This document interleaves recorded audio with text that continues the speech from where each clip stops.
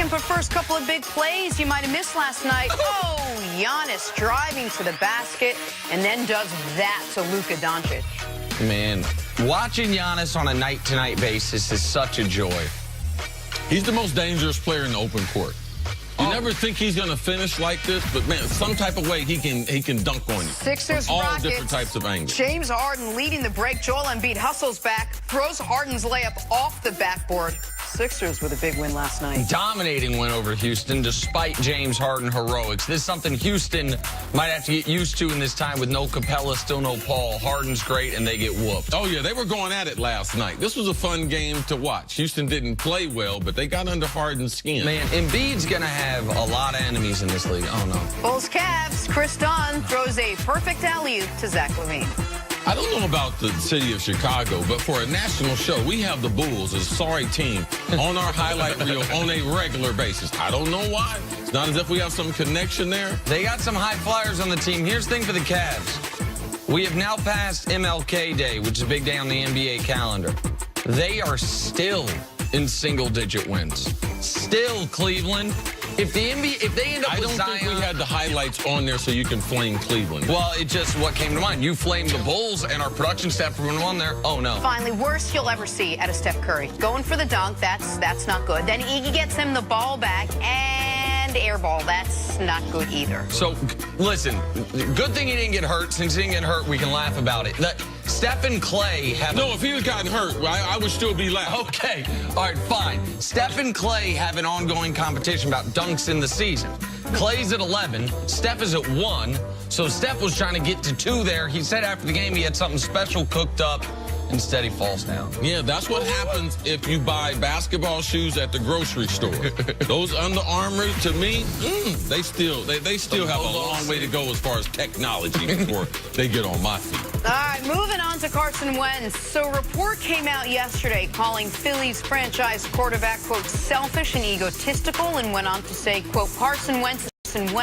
This from anonymous players interviewed on the Eagles. Well, let's just say this made some non-anonymous players on the Eagles upset. Lane Johnson came to his quarterback's defense, tweeting, whoever wrote that article needs to check their sources, hashtag fake news. Carson has been and is our leader and our quarterback. Y'all know where to find me if you have any issues. Hashtag fly, Eagles fly. And Fletcher Cox chimed in, reading through this Carson Wentz thing, and as a leader on this team, none of that's true. Carson's a great teammate and great player, and we are all behind him 100%. He's our guy, and we'll come back and prove the world wrong. If you got a problem, feel free to @ me. I will respond. All right, Nick, what do you make of all this? All right, so I don't believe the author made this up. Just said I talked to 6 Eagles players, and he didn't. I do think these are people on the team, people close to the team, saying these things. Now, what should we take these things to mean?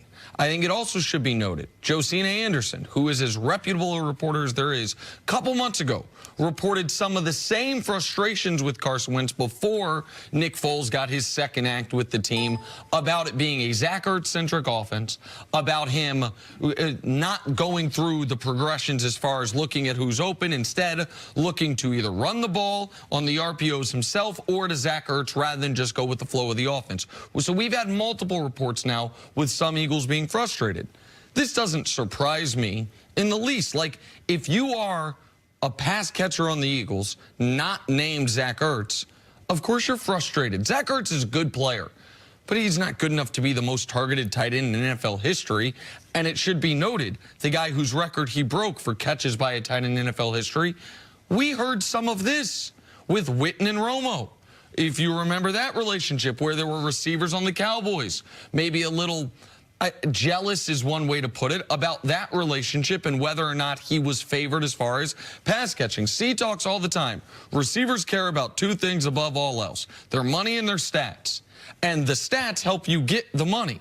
And so, do I believe that there could be players on the Eagles that, A, think the team plays better with Nick Foles? Absolutely. I think there are a lot of people, even if they can't explain it, that think the team plays better with Nick Foles, and B, are frustrated that they run one offense that they won and won a Super Bowl, the same offense they ran at the end of the year, and seemingly a different Zach Ertz-centric offense while Carson Wentz is out there. I buy all of that. Now, the selfish, egotistical part, I've never heard that before.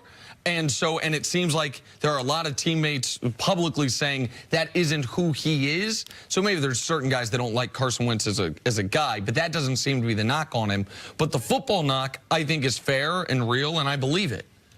Well, from a football standpoint, you have a number of quotes in there, and I think it's important that the audience knows that when you have people like Fletcher Cox, when you have people like Lane Johnson, those are interior, those are kind of the heart and soul. The reason why they were good last year was because their big people were better. Their offense and defensive line, even though they had the injuries.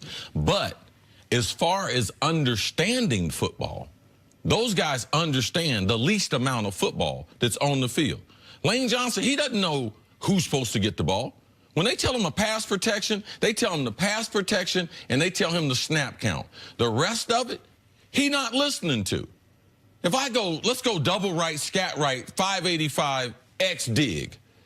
All he cares about is the number that tells him the protection, and that's the 585 to tell him the quarterback's going to be going 5 steps back. So who's supposed to get the ball and everything, he don't know. Fletcher Cox is a defensive tackle. He has no clue of what the offense is doing. Now, they've been utilizing their running backs by committee. So you know it's not one of the running backs because none of them have a big enough role to be able to say something like this. To me, I do believe that there are wide receivers on the team that have said comments that this reporter has also added his own personal opinion on it, that he could be able to write stories or things could be released like this. But if you think throughout my career there weren't other wide receivers jealous, or there weren't other wide receivers that said, man, if I could be targeted 14 times like Cris, I would be different. My career would be different. I would be a lot better. So for me, in something like this, I've been following it long enough to think one of the wide receivers did give him some comments.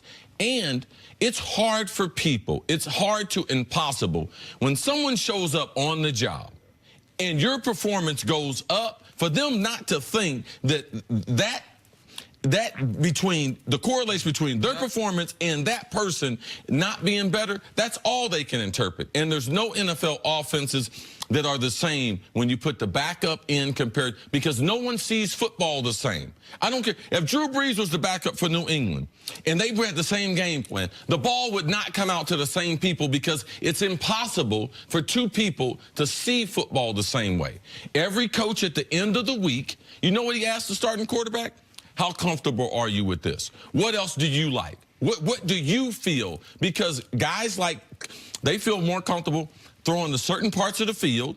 Yes, and there's guys that feel more comfortable throwing to certain receivers. Yep. Just to protect the quarterbacks a little bit from the Philly thing, and then I'm going to stop. There ain't a whole bunch of separation. So when you talk about throwing the ball to Zach Ertz, he's their best wide receiver. He gets the most separation. He wins more than the other receivers. Alshon is no separation. He's a 50-50 guy. All right, Nelson Aguilar is inconsistent his first several years in the league. Who else do you have there? So when the receivers are complaining, I would just like, be careful, because there's not a whole bunch of separation I see the wide receivers getting.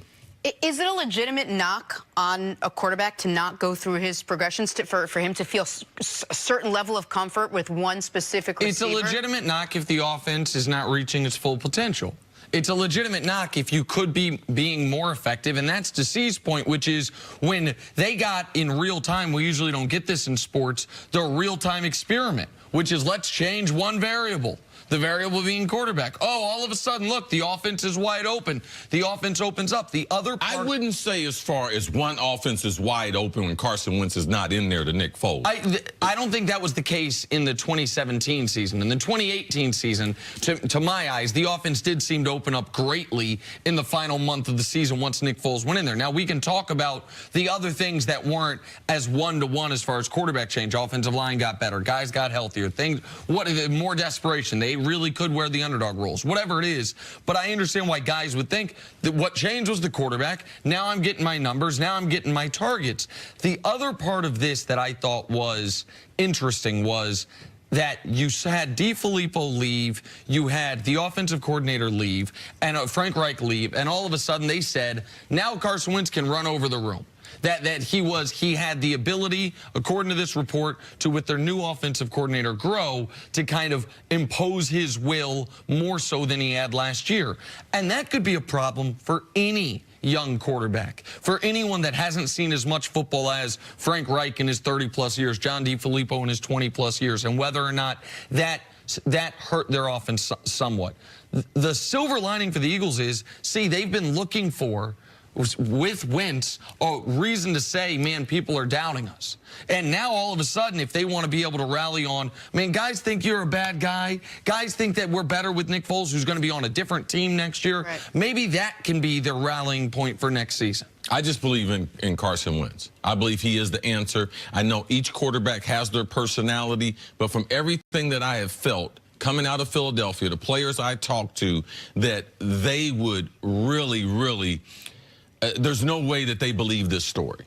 And I can understand people thinking, oh, Nick Foles a better quarterback. But there's no way that I'm going forward as Nick Foles as my quarterback. I'm putting Carson Wentz in there, and regardless of any rumors, regardless of those other receivers and what they're saying. Because you can believe there's a disgruntled wide receiver on every team. Sure. If you put a microphone in every receivers around the NFL, the backups, they would be telling you, and we'd be getting stories a lot like this. All right, let's take a break. Coming up, is the NFL about to make major changes following the no call in New Orleans? CeCe says nope. Nope. That is next on First Things First. We're going to do the segment anyway. Meet about it. Oh, we don't meet about this. It's a priority to us. Then let the smoke clear. We ain't doing nothing. We ain't doing nothing.